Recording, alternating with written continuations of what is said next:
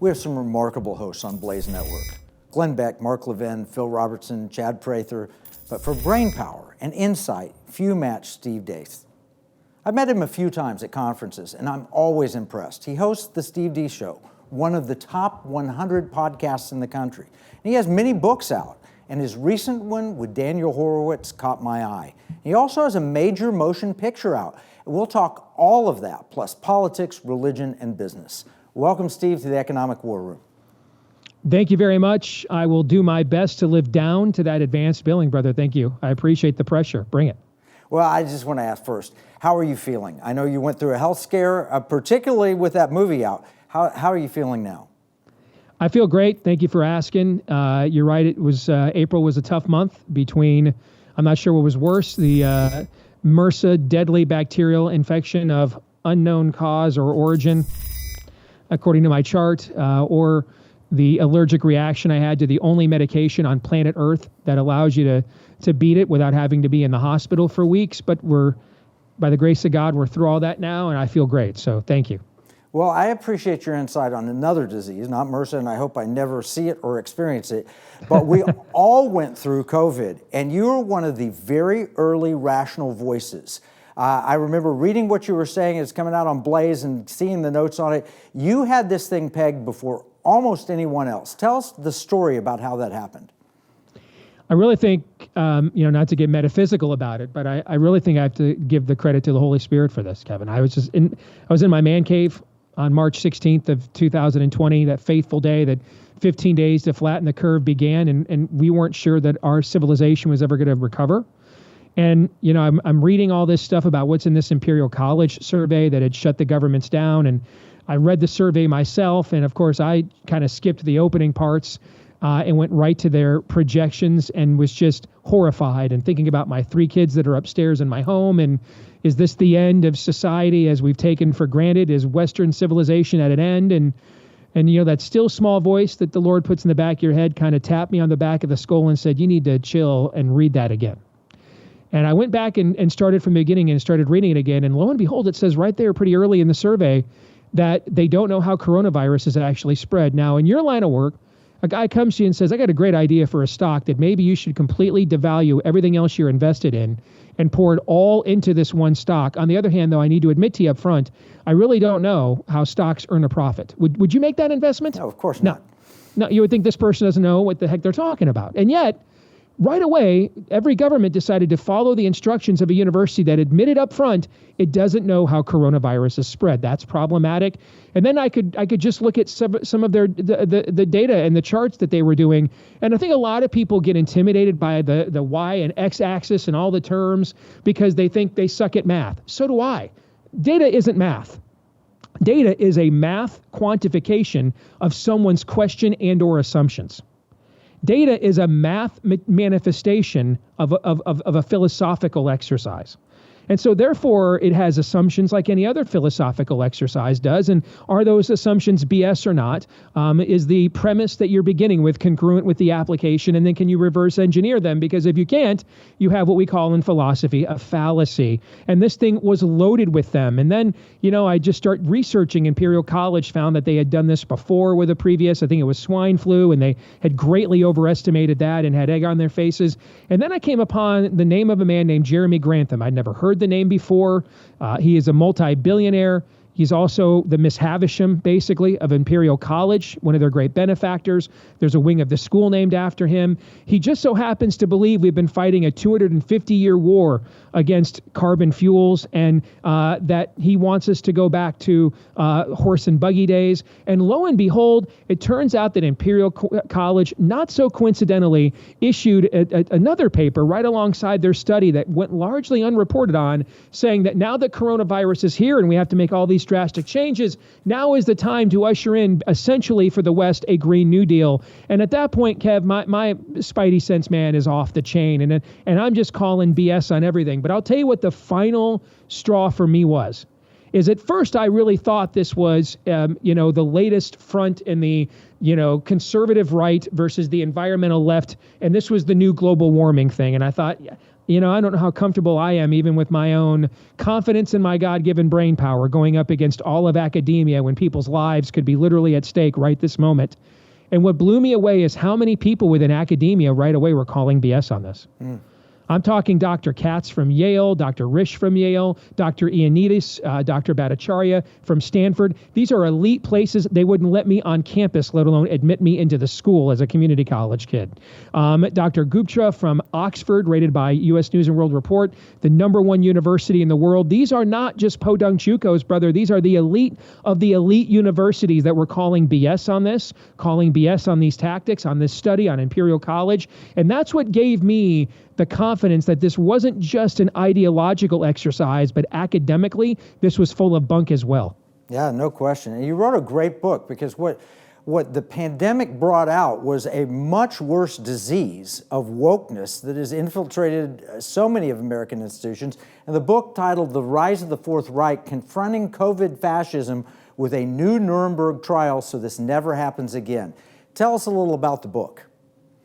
The book has a very simple premise despite its 400 pages. And that premise is that the people who truly suffered from what went on the last couple of years deserve to have their voices heard, deserve a reckoning, and that the only reckoning that will do is another Nuremberg. That 75 years, I think actually today might even be, at the time you and I are taping this, I think it's actually the 75th anniversary of the Nuremberg Code or thereabouts. And this is not a complicated academic exercise. You can go find it, read it for yourself. It's actually very short, and it came out of the Nuremberg trials that were done for the medical establishment that essentially became the Third Reich's medical fascist state. They literally imposed many of their edicts under the grounds of public health, and they got a separate trial. And out of that trial came this Nuremberg Code that essentially wouldn't allow any further human experimentation. Think of it as no human experimentation without representation is a good way of summing up the Nuremberg Code. And for about 75 years, that guided much of Western medicine and scientific inquiry. Well, a lot of that generation now, Kevin, has died off. And now we have, there's nothing new under the sun, just a new generation that hasn't heard it yet. And now we literally violated every syllable, every consonant, vowel, every phonic sound of the Nuremberg Code was violated the last few years under COVID, and great suffering happened as a result. People were not given medications that may have helped them in hospitals.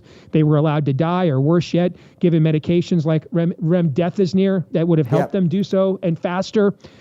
There needs to be a reckoning. There needs to be justice, just as there was at Nuremberg, to set an example so nothing like COVID-19 and that scamdemic can ever happen to us again. That's good. And if we don't do that, Kevin, it will happen again. Yeah, no, it's a great book with Daniel Horowitz that you wrote. We're going to need to take a break, Steve. When we come back, I want to go pivot from the book to your new movie. You're all over the place with tremendous content that people need to capture. Oh, hi, I'm Kevin Sorbo. And I'm here to tell you about coffee. Well, not really, but I'm going to use coffee to illustrate my point. Here we have several different coffees, each with its own unique characteristics. First, we have instant coffee. This coffee pretends to be coffee, but it's not really coffee at all. It's a fraud. Plus, it tastes terrible. I'm out. Next, we have woke coffee. Their coffee actually tastes pretty good, until you find out that when you drink it, you have to admit that you've oppressed other coffees in the past. Insanity, I'm out. Next, we have Big Tech Coffee. Now, these guys used to encourage folks to share with others what they thought about their coffee. But now, if you say you don't like Big Tech Coffee, they'll take away your coffee pot. I'm out. This brings us to Patriot Mobile Coffee, right? This is one big cup of truth and freedom. There's no fraud here. Patriot Mobile is America's real Christian conservative wireless provider. Patriot Mobile gives back millions of dollars every year to organizations that are on the front lines fighting for our freedoms. Patriot Mobile offers the best nationwide 4G and 5G coverage on the same networks as the other major carriers. So you'll get the same great coverage, along with 100% US-based customer support, while knowing you are supporting a company that shares your conservative values. Switch to Patriot Mobile today by visiting patriotmobile.com or call 972-PATRIOT. Steve, we covered COVID, and there seems to be a worldly conspiracy at work. And I think that's true. But you have a new movie out that has an otherworldly conspiracy, and the title is Nefarious. Do you mind if we showed the trailer here? Absolutely. I think it'd be cool. Yeah. Oh? You should have accepted my offer, James.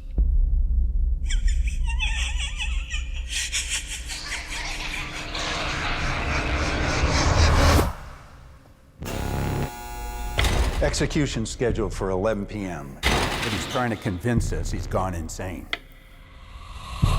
And therefore incapable of being executed. I need you to prove he's faking it. Edward? I'm gonna ask you some questions. I'm not Edward. I'm a demon. Demons aren't really a thing. What happened to Edward? We own him. We? He's a master manipulator. You have your head so twisted around you think you're the killer, not him. And give me something to make me believe you. Prove to me you're a demon.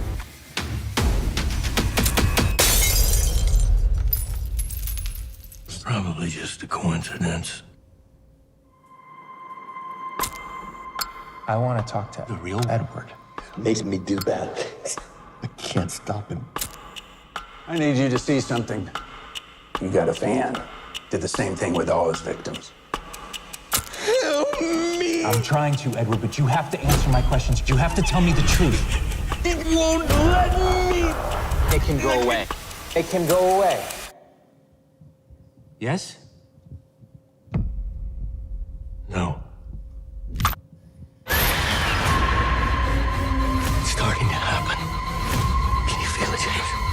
Can you feel it?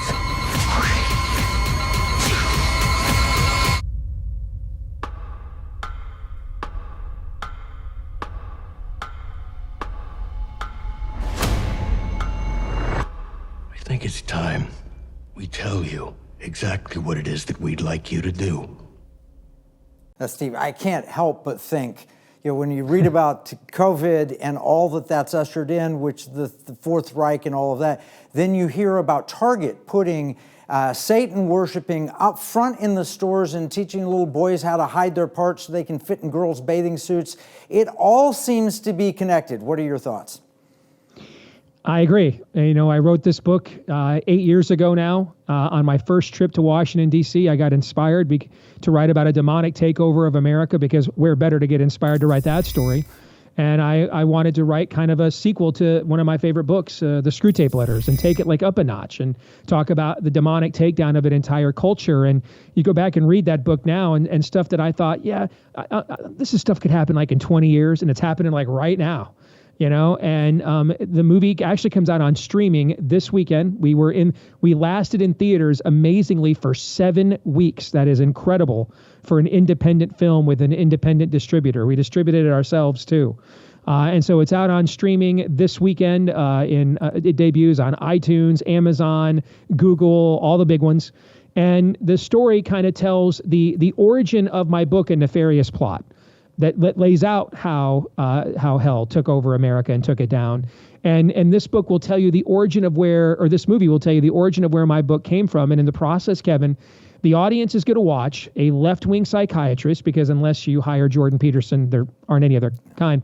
And he comes in as an atheist, and he's confident. He's the people we've been waiting for. He's enlightened. He's got all the big answers to the universe. And he's going to meet this demon that is going to show him the true origins of his worldview. And over the course of this hour-and-a-half encounter in real time, it is going to absolutely shatter this guy and wreck him. And he's kind of our stand-in for the culture. Do you really know? I know you think you're on the right side of history here. You're not. You have us on the lip of the mouth of madness. Do you understand that the next step is like a Romans 1 judgment? Do you understand this? The kind of stuff cultures don't come back from. And so this movie is essentially our attempt to grab this culture by the throat and get its attention, smack it around a little bit and say, hey, the stuff that you're contemplating is the kind of stuff that's going to put us permanently on the ash heap of history and in history, and in history books and another lost society. Don't do this.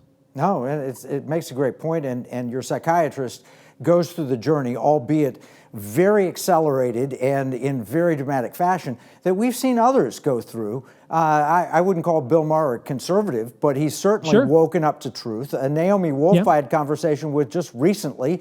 She's beginning to wake up to truth. And Robert Kennedy Jr. and others, a number of people who were far on the left have come to realize, wait, this is not sustainable for a culture. It's not sustainable for a nation or a political system. Barring Great Awakening level revival, Kevin, the ability to reach a critical mass of the kinds of people you just described will determine whether this country has any long-term future in any form of its original vision and founding whatsoever. And we're not going to, this isn't going to be like it's going to take like 10 years to find out. At the rate we are devolving and decelerating, we're going to learn this answer one way or the other here pretty quick. Oh yeah, and we're seeing the culture war play out. Bud Light, where people say, wait a minute, Disney, that's got a new show, live action show where apparently a girl gets impregnated by Satan and then pines for him or something. Right. The little demon show, Target. It's just nuts what's happening, and people are finally beginning to say, whoa, all those things you warned about, they're happening, and they're happening at such a rapid pace, and if you disagree with them, you're a hater or a homophobe or something. Essentially, all the stuff the religious right warned us about in the 80s, that they were mocked for, it actually turned out worse than what they feared and projected, actually, Kev. Yeah, there's no question. So we're going to need to take another break.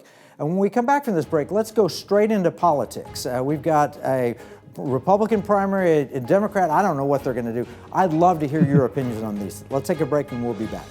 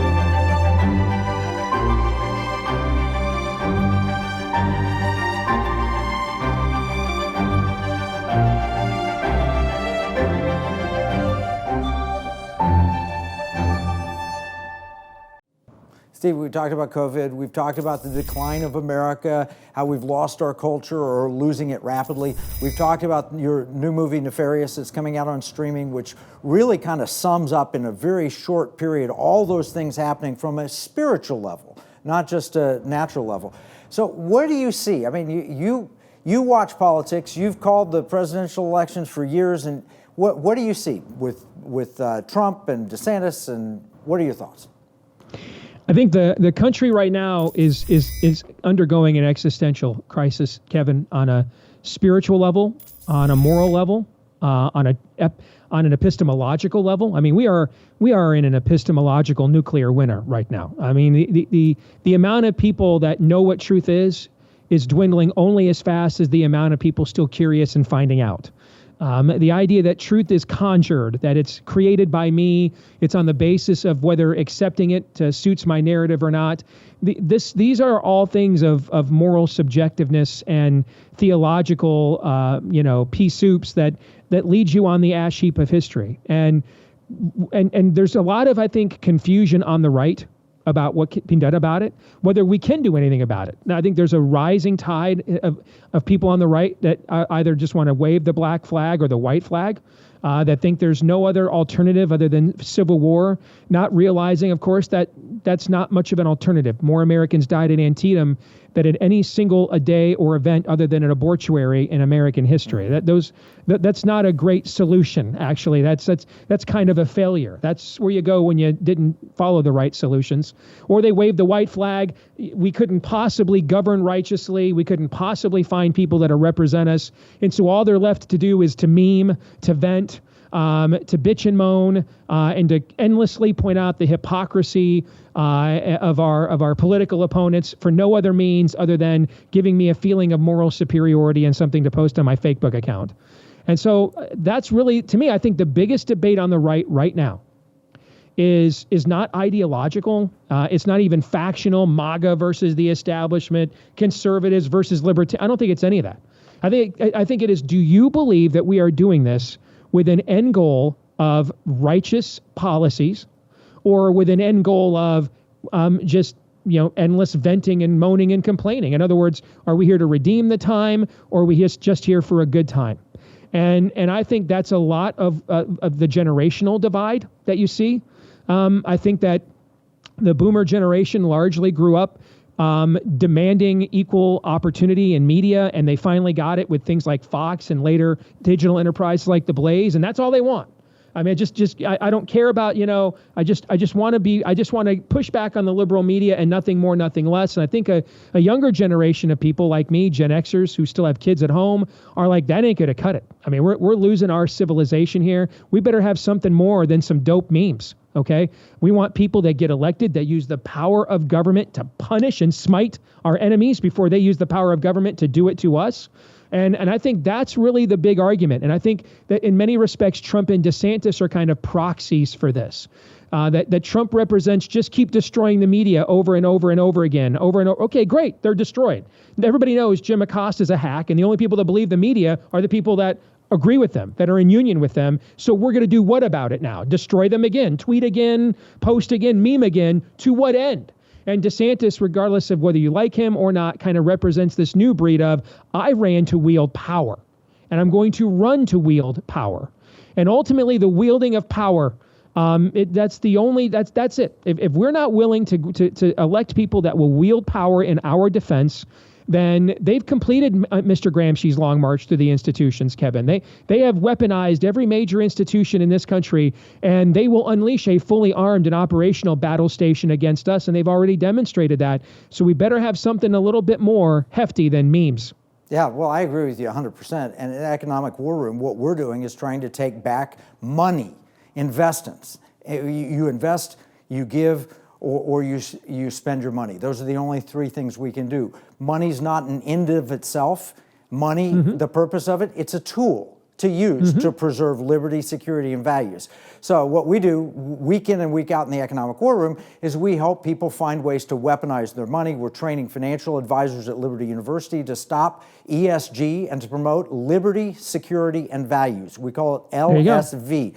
You're right. Yeah. If we don't have a battle plan, and with this episode, we'll create a battle plan. Having talked to Steve, we're going to have a battle plan. Here is not just what we covered. Here's not just the information to back it up, but here are the action steps that you should do about it. So give us some action steps. What should we do about this cultural problem we're facing? The number one thing we need more than anything else is revival. And there's two kinds of revival. There's capital R revival, like an awakening, like I referenced. It's a historical reference from the past. That comes from above. That is beyond our jurisdiction. But we can, in union with the Holy Spirit as believers, we can inspire revival in our own homes, in our own hearts, in our own lives, demonstrate to God a desire to worship Him in the way that He is alone worthy of and that His word demands. That's the first thing. And for a Christian, we are all in every venue we are commanded to check our own hearts, to look at the log in our own eye before we contemplate, question, consider engaging the larger world of unbelievers. And so that would be the first thing, is getting our churches truly preaching the word of God again, truly taking discipleship again. And using that to reinstate the supremacy of the nuclear family in America again, masculine initiative and masculine leadership and masculine courage again. If we don't do those things, nothing else will occur. After that, you can get into some practical political steps. First and foremost, red states and red cities and red areas have to be every bit as red as blue states, blue cities, and blue areas are, and they're not. You know, the Democrats haven't won a single precinct in West Virginia since 2008. But right now, Democrat senator in West Virginia is more conservative than the Republican. The Republican governor of West Virginia was an obnoxious Pfizer salesman. A lot of these red states are terrible. They're bad at a lot of things. They get by on nothing other than reputations with the magic R, and yet can't be bothered to fall. Right now in South Dakota, there's a massive private property land grab going on that Kristi Noem just can't be bothered about. We've got a handful of red states. Florida's one. Where I live in Iowa's one. But why do you have those there? You have fantastic governors there. But you look at what's happened to Texas and what's going on there now. You got an openly drunk speaker. Now he's going to impeach the attorney. It's just a disaster. We have to make red states red again. If you can't make Texas red, you ain't turning America red. Yeah, that's too good. One is revival, and it starts with our hearts. And two is actually play out your politics. Stand fast. If you're in the red state, stand fast for red state values. Any others? Amen. I think if we just did those two things, things would be dramatically different. Right now, we have a duopolistic political system, but only one side has true courage of conviction and is willing to wield its power. We might restore some equilibrium here if the other side had some courage of conviction and was willing to wield its power as a check and balance against that too. Well, thank you so much, Steve. Great points. All right, so what we're going to do is take the learning that we have from Steve here in the Economic War Room, and we're going to put it in an economic battle plan. You can get a free copy at EconomicWarRoom.com. Remember, what we see as a marketplace, our enemies view as a battle space. This is Kevin Freeman from the Economic War Room.